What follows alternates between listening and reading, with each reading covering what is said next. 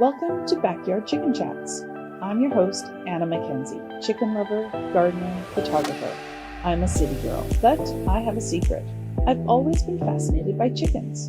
In the spring of 2020, we picked up our first 5 chickens, and, well, I fell in love. There was so much joy to be found in connecting with nature and food in my own backyard. I quickly realized that I wasn't the only urban gal joining this growing movement. Together, let's peek into the backyards of some fabulous ring chicken owners around Victoria and see what owning chickens is all about. Food security, connecting with nature, community, and yes, even a little chick therapy.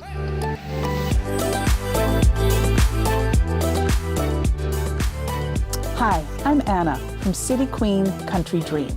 Today on the Backyard Chicken Chats, I'm visiting with Heidi.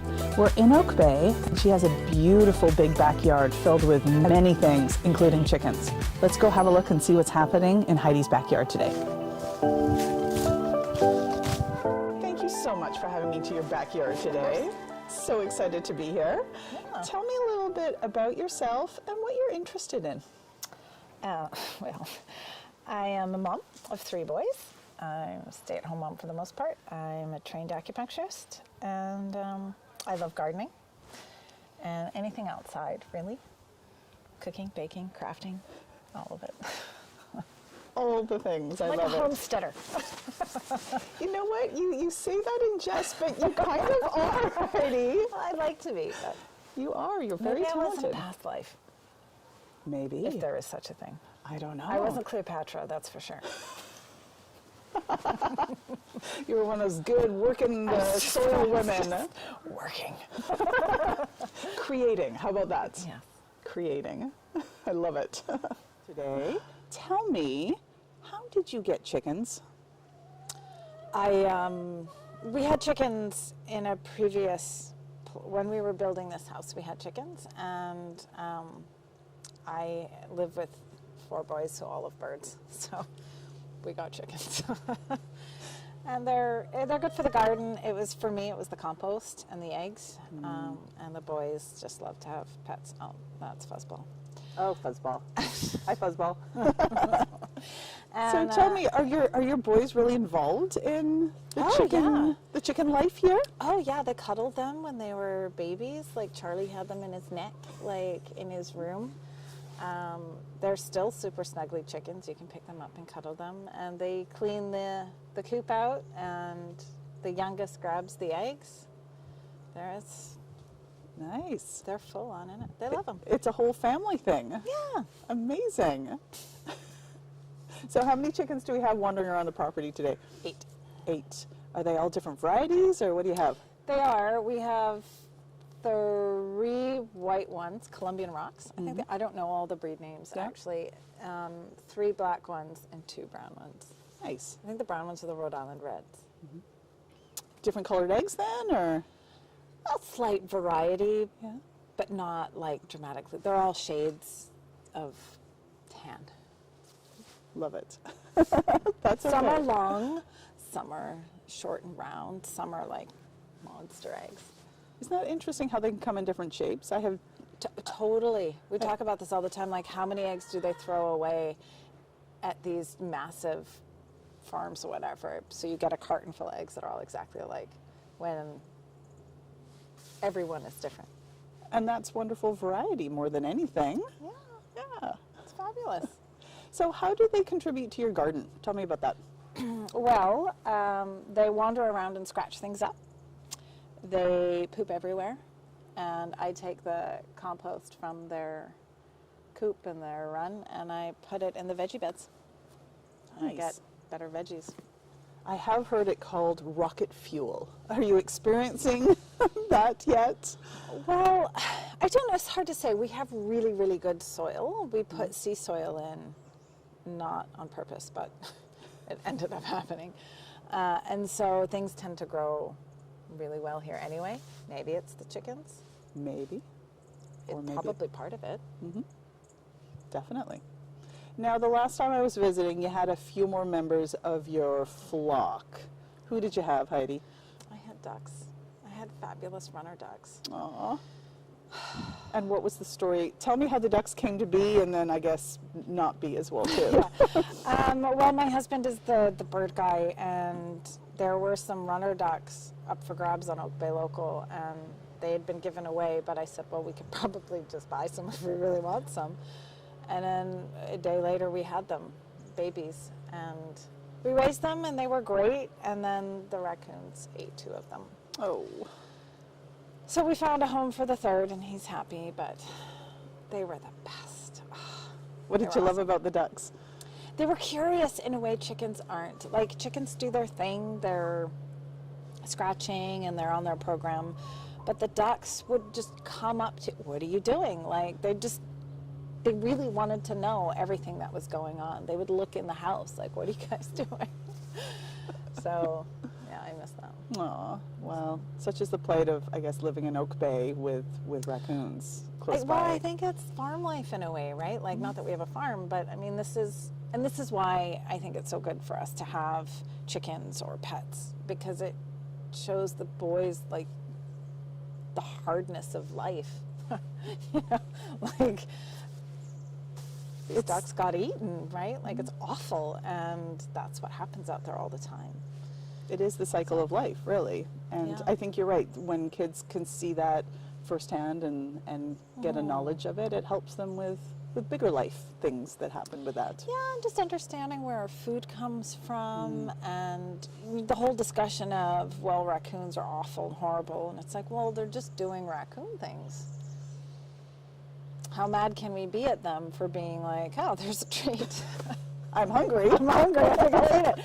Right? So it's interesting to have to see the different aspects of what's going on. Nobody's evil. They're just all doing their thing. Yep, nature. Just trying to understand nature, I think. No. Talk to me a little bit about your sustainability practices here and growing of food. Well, we're very scientific about it. I just do whatever kind of works. I don't like using pesticides of any kind. I've got enough of that in the world, and I think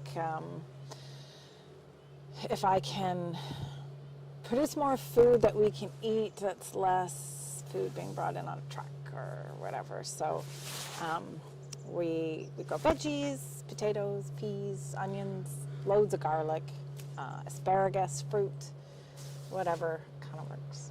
I love that. Some stuff doesn't work. Last spring, nothing grew but kale.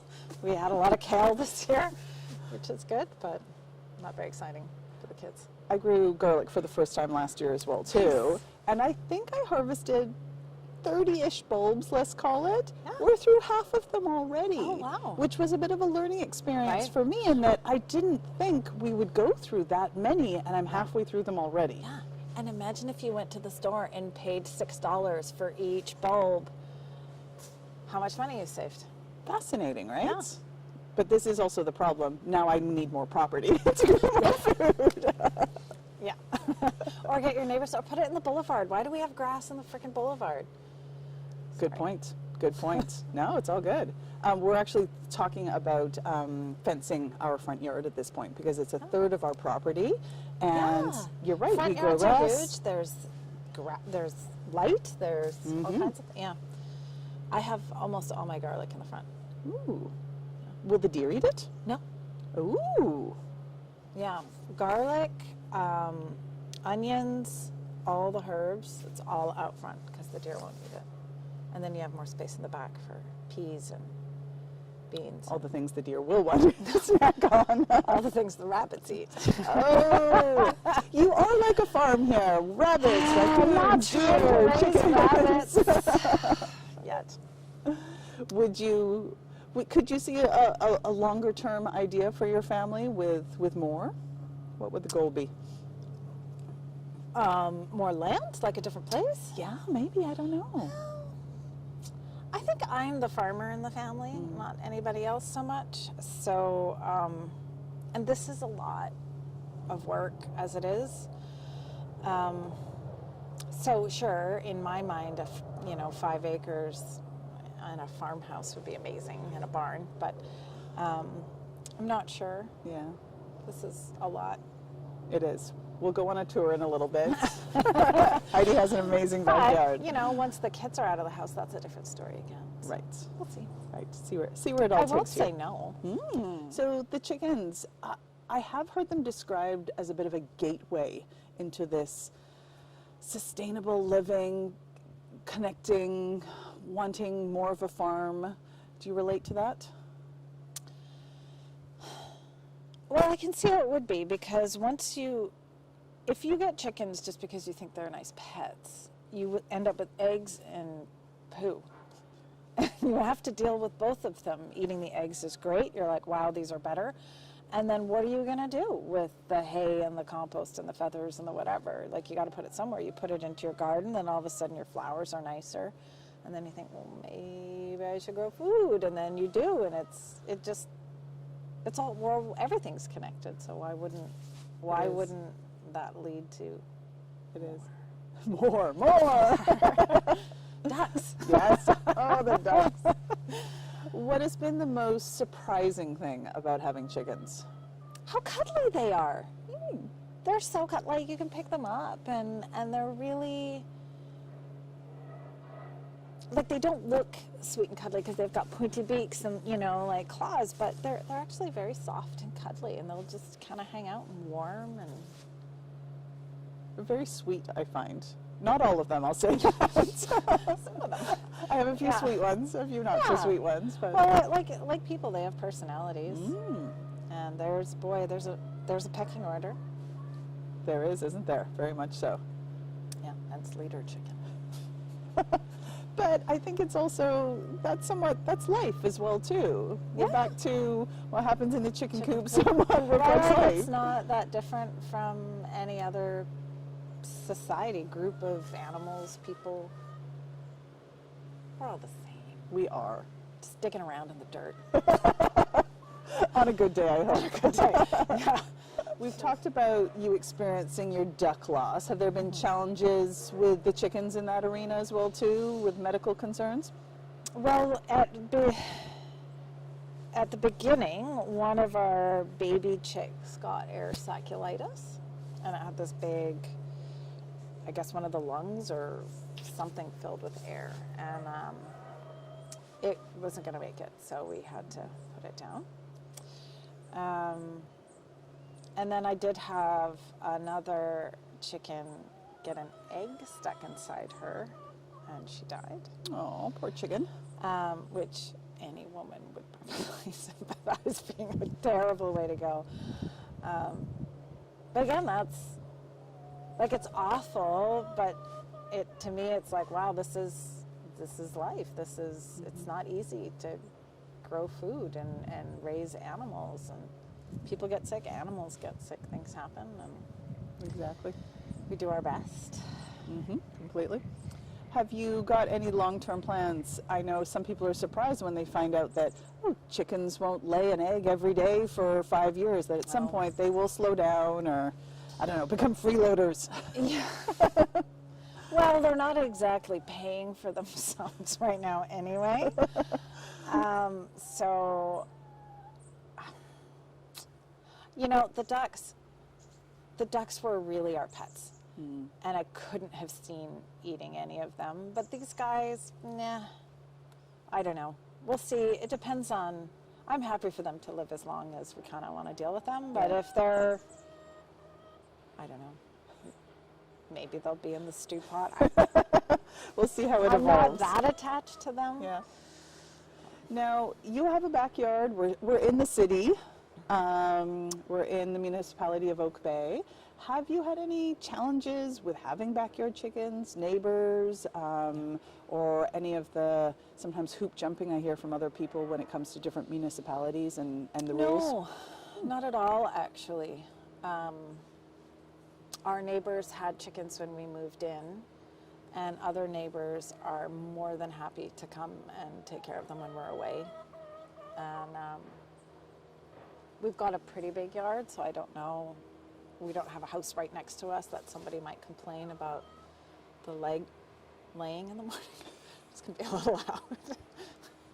Once in a while, they really do announce the big. But nobody seems to mind, and yeah, I think there's a lot of people with chickens in Oak Bay. So. Well, that was part of why I wanted to start the Backyard Chicken Chats, was that Right. peeking through to see what's going on in people's backyards. Yeah. You'd be surprised how I often. hear other chickens, so somebody around here has chickens. Ah. They're not ours. I can hear them. So. Well, let's go take a look at your chicken coop and see what you got going on. So I love this coop. Tell me how this coop came to be. Well, we were going to get chickens, so we were introduced to Bill, and then, of course, I was online, and I was like, oh, I want that one. But I saw a green roof, and we were planning on putting a green roof on the house, or parts of the house anyway, so we thought we'd try with the chicken coop and see how it went. A living roof. I love it. For a coop, no less. Well, this is a sunspot, and I didn't want to give up my sunspot because of all my plants that I like to grow. And so I thought, I had grand visions of, like, I don't know what I was thinking. Maybe I was going to grow a bunch of veggies up there. It's not what happened, but I love that you have big plans that always evolve, Heidi. It's awesome. we're going to do that. Oh, okay, well, that's what it is. So. That's Mother Nature. She's Right? always teaching us, right? Yeah, you can't force it. Yeah. So tell me, how many nesting boxes do you have around the corner there? Two. Two. Is there a favorite? Sometimes it's often the farthest one, but then if somebody's broody sitting in there, then they'll all go in here. So Gotcha. they're not terribly picky, I don't think. Interesting. I have a favorite box, and it doesn't matter. I have two as well, and we have the Yeah. same amount of chickens. There's always one box. It goes back and Yeah. forth, which is the hot one. Yeah. Like maybe one smells better one day. Let's have a look into your coop. Come on over here. So this is where the ladies they spend their nights, right? Yes. So what do we have in here? Well, there's the bar that they sleep on, and the splash guard that they poop on. And then they just kind of hang out in here. So last winter it was really, really cold. Yeah. We closed them in, and loads of hay, water, food, everything in here. But there's a little ladder type thing where they can go down. Their covered area under here, and then it goes out to the run, and then the nesting boxes back here. Amazing. And I see you guys have done like an amazing job with the hardware cloth. I know a Yes. lot of people think, oh, chicken wire. Oh, hi. That's perfect. Hello. What you doing? What's Fuzzball. football? Oh, hi, Fuzzball. You just needed to know what was happening, did you? I love it. Thanks for joining, Fuzzball. Appreciate it. Piss on poop. You know, whatever. It's all good. Sorry, chicken wire. I have seen a it's lot of hardware people. mesh, yeah. Why? Why do we do that, Heidi? Tell us about it. Well, because the thin chicken wire rats will chew through, and this stuff they actually can't chew through. So, because where we had chickens previously, I think raccoons got in. They didn't have the mesh all around. So, not to our chickens, but the previous person who had them there. So we decided we didn't want to have more rats in Oak Bay. What to say? Please no more. Please no more. So yeah, so we it's mesh, the run and this, even underground. Yeah. So the rats can't get in, but there's tunnels underneath. They still try. Wow, amazing. They still try. And if they find a tiny little opening, they'll squeeze in. Yeah. The hardware They're cloth relentless. is A, hard to work with, and B, expensive, but it does work. It does. Well, your garden is amazing. Tell me what we have happening in front of us here, Heidi. What have you been growing? I know it's not the ideal time of construction right now. It's not the ideal time of year to have a garden No. tour. I promise I'll come back in May, June. Yeah, this is the best it is. I've got asparagus and peonies, and then just a veggie patch that's got kale in it. I have a strawberry patch that I'm going to turf this year in the spring. And then I've got some more kale up there and some tomatoes, because that is all that grew. But often I've got Brussels sprouts this year. Ooh. Yeah.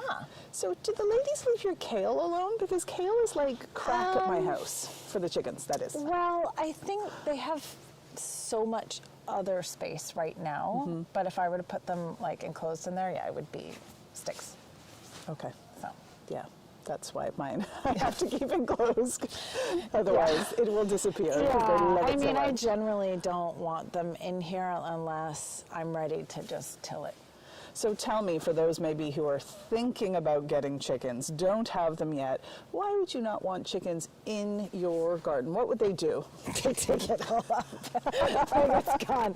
Like they will just shred everything. They have amazing digging claws. They're on like their dinosaurs. Feet. They are. They're absolutely dinosaurs. They pick their feet up, and they just within seconds they've dug holes in the ground. Like it just nothing survives around chickens. They are very good at what they do. If I want a garden bed turned over, Oh, bring in a pack of chickens. And they'll poop and replenish and refertilize. And if you want to grow tiny baby seedlings, do not let the do not chickens let near anyone them. near it. Yeah, it'll be gone.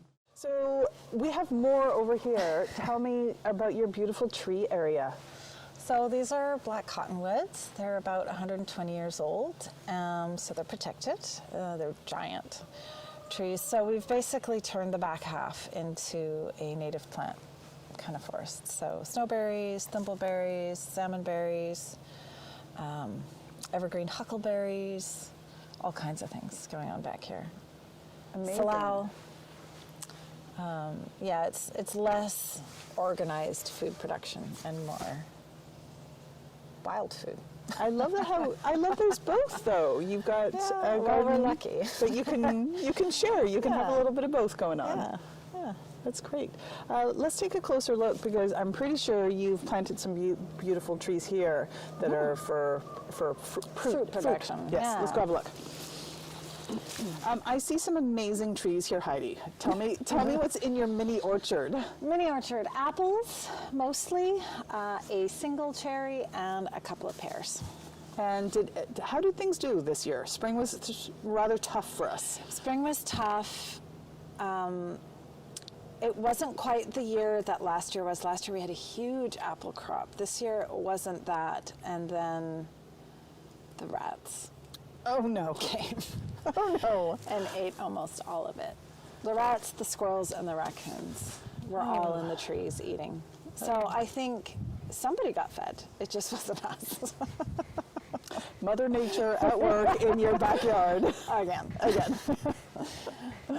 Well, I think it's amazing what you guys are creating here with the growing of certain key items for your family and keeping it sustainable, but also balancing it with nature and what grows beautifully here already. So Yeah, there's a lot. now I have an important question. There must be a favorite chicken. Not of mine. No, there's no favorite chicken. No, No? the chickens are really like working birds to me. I don't. Maybe the boys have one. I don't know, but I don't. Okay, so ask the boys and tell The them to get ducks. back to me. The ducks were my favorite. Ducks. Oh no. Oh, my favorite. Oh, Oh, the poor ducks. Well, one of them, Sparkles, Sparkles is living Sparkles his is best life. Oh, he's the duck man now. He's moved on to a beautiful farm, living his life with the ladies. Living his life with ladies that aren't the same breed, so I don't know how that's going to work out. But he seemed He seemed very happy. happy. That's good. That's good. Thank you so much for having us. Of course, tour anytime. your backyard, peek in to see what you've been creating, and thank you for sharing it with us. I think it's an amazing work in progress. Thanks. Well, thanks for coming. Thanks, Heidi.